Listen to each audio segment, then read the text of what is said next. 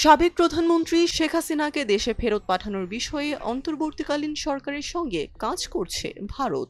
ভারতের পররাষ্ট্রমন্ত্রী এস জয়শঙ্কর এমন তথ্য জানিয়েছেন। গত 10 সেপ্টেম্বর জার্মানির বার্লিনে এক যৌথ সংবাদ সম্মেলনে অংশ নেন জয়শঙ্কর।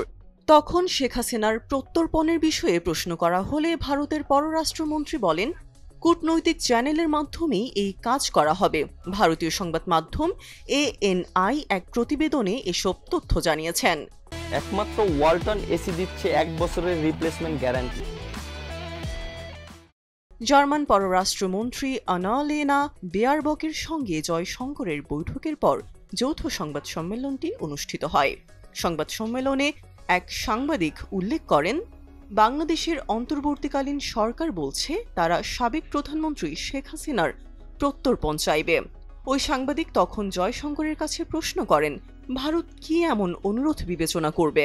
উত্তরে জয়শঙ্কর বলেন, আপনারা জানেন বাংলাদেশ সরকারের পরিবর্তন হয়েছে। আমরা স্পষ্টতই এই সরকারের সঙ্গে কাজ করছি। এটি আমরা কূটনৈতিক চ্যানেলের মাধ্যমে করি, সংবাদ মাধ্যমে প্রকাশিত প্রতিবেদনের ভিত্তিতে নয়।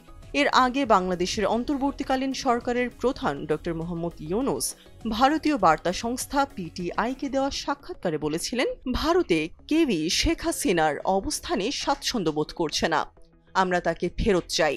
তিনি ভারতে আছেন এবং মাঝে মধ্যে তিনি কথা বলছেন যা সমস্যা সৃষ্টি করছে।